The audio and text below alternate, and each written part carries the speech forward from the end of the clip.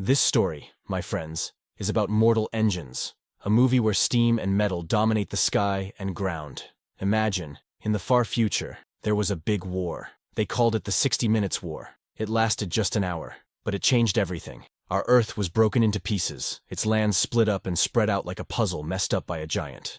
In all this mess, what was left of people did something crazy. They built cities on wheels, giant moving towns, searching for a way to live. In this world, the big cities chase and catch the smaller ones to take their stuff. It's the survival of the strongest like never before. Our tale starts with a mystery. A girl, hiding her face with a scarf, looks through a telescope at the mountains.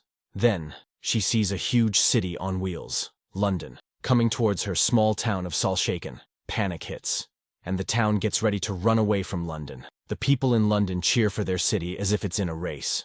Magnus Krome, the big boss, leads the chase. But despite trying hard, Salshaken gets caught by London. And inside London, life is weird, but also a bit normal. Museums are filled with old stuff from our time, treated like treasures. Here we meet Tom Natsworthy, a young guy dreaming of doing more than his job as a history helper. Tom's life changes when he meets Catherine Valentine, a nice and curious girl from a rich family. They find out secrets, like the Medusa, a super powerful weapon. But trouble starts. Tom finds out weapons are missing, hidden by him to stop more chaos. Their finding leads to danger. Tom is sent down to the lower parts of London, but Catherine sticks with him. The people from Salshaken, now stuck in London, have to give up their old lives. Among them, the Scarf Girl, fighting against the rules, carrying a knife, while Tom and Catherine look for useful old tech. Imagine Tom amazed by a high-tech toaster in the ruins. Valentine, Catherine's dad and second in command, likes Tom's talent with gadgets and gives him compliments. Then, they find a scary old tech piece, something that could be a nuclear danger. Valentine's words scare Tom. Then, the mysterious girl attacks Valentine, shouting about her mother, Pandora Shaw. Valentine is shocked by the name. Tom tries to stop the girl, chasing her through the destroyed town. They end up at a waste chute, where the girl, Hester Shaw, shows Tom a scar from Valentine, a reminder of her mother's murder, before she falls into the chute. Valentine then pushes Tom in too, betraying him. Catherine wants to know more about Pandora, feeling her dad is hiding something. Meanwhile, Tom wakes up, finds out Hester took his stuff, but still follows her. She's mad. He messed up her plan for revenge. Despite Tom's hope to go back to London, Hester keeps going on her mission. Back in London, things are tense. The boss is mad at Valentine for getting them stuck in Europe, needing food and water. But Valentine has a plan with his energy project, though people doubt him. Tom and Hester run into trouble in the wastelands but get saved by two strangers, who give them a place to stay for the night. Hester tells her story. Her mom found something Valentine wanted, leading to her mom's death and Hester's hurt face. Hester's story gets softer as she remembers her mom Pandora, giving her a necklace. It was a gift of love and a sign to run away from danger. She cries a little, feeling the sadness of her past. Meanwhile, in London, something dark covers St. Paul's Cathedral, which is now a hidden place for Valentina's bad plans. He plans to use stolen technology, including the dangerous nuclear bomb Medusa, to keep London going. With fewer small cities around, Valentine looks at the rich, still kingdom of Shango. Guarded by a strong shield wall, Shango has lots of treasures Valentine wants, even if it means using Medusa to break through its defense. The story gets more complicated when they find a cyborg, a machine man from the old days, pulled from the ocean. Valentine thinks he can use this cyborg to get back at Hester. The cyborg, angry about a broken promise, starts working for Valentine, looking for payback. Catherine, feeling something's not right and wanting the truth, goes to Tom's buddy Beavis. She starts finding out about her dad's mean move against Tom and guesses there's more he's hiding. Catherine, not fully convinced but curious, makes a deal to learn more about the ancient technology they're all interested in. As danger gets closer, Tom and Hester are tricked and caught, their future uncertain at a slave sale. Just when they lose hope, Anna Fong, a fighter for freedom, comes to save them. She's well known and feared by many. Her brave save starts a new part in their escape from trouble. But peace doesn't last long as Shrike, the cyborg who has it out for Hester, shows up again. He's stubborn, feeling betrayed over a promise Hester broke. Anna helps them just in time, saving them from Shrike and taking them to safety in the air.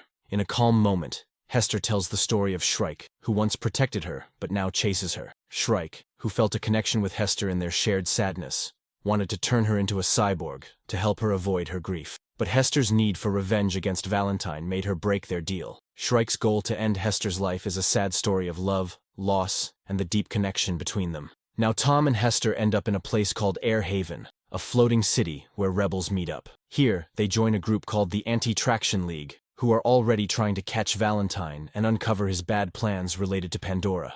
Hester tells everyone about a special box, the reason her mom died because of Valentine. Tom suddenly remembers something from before, realizing Valentine's big plan to start Medusa again, a weapon that can cause huge damage. He tells everyone that the box was important for Medusa, and to stop everything, they need a crash drive, a special key that can turn off the weapon. Back in London, things get more complicated as Valentine starts looking for hidden technology, helped by a hint about Tom's hidden stuff. Meanwhile, Catherine and Beavis sneak into St. Paul's Cathedral and find the Medusa project. It's like a scene from a spy movie, with secret paths and hidden plans everywhere. The story gets intense when Valentine takes over, outsmarting the Lord Mayor. Catherine and Beavis just barely get away, seeing how far Valentine will go to get what he wants. The calm at Air Haven breaks when Shrike, like something from a horror story, attacks, turning the city into a war zone. In a tense moment, Hester begs for Tom's life, showing her love, which changes Shrike's goal. In his last moments, Shrike sees Hester's happiness and leaves her a meaningful gift from Pandora before he dies. Without time to grieve, Hester, Tom, and their friends hurry to warn Shango about Valentine's attack, telling them to hit first. But even with war plans being made, Tom speaks up for the innocent people of London, pointing out the problem with punishing many for one person's actions. Tom is so frustrated, he has to walk away from all the stress. Hester and Sathya from the Anti-Traction League find out that the necklace from her mom has a crash drive, the key to stopping the disaster. Just as there's a bit of hope, Valentine attacks, breaking through Shanguo's shield wall with a powerful hit. The city is thrown into chaos by the attack's strength. Valentine, not stopping, orders another hit, ticking down to more destruction. With no time left, Anna, Hester, Tom, and the surviving League members fly into a big fight in the sky. In the middle of the fight, Anna's ship leads the way, setting up Hester for her important task inside London. Tom flies the ship, and Hester, carrying the Hope, goes head-to-head with Valentine. As time runs out, Hester stays strong, stopping the missile at the last second. But then, Valentine harshly takes out Anna, cutting her off from their fight. He then tries to convince Catherine, his daughter, promising her safety in this broken world. But Catherine, seeing the harm her dad has caused, says no to him, wanting to fix his mess. The control room in London turns into a fight over beliefs,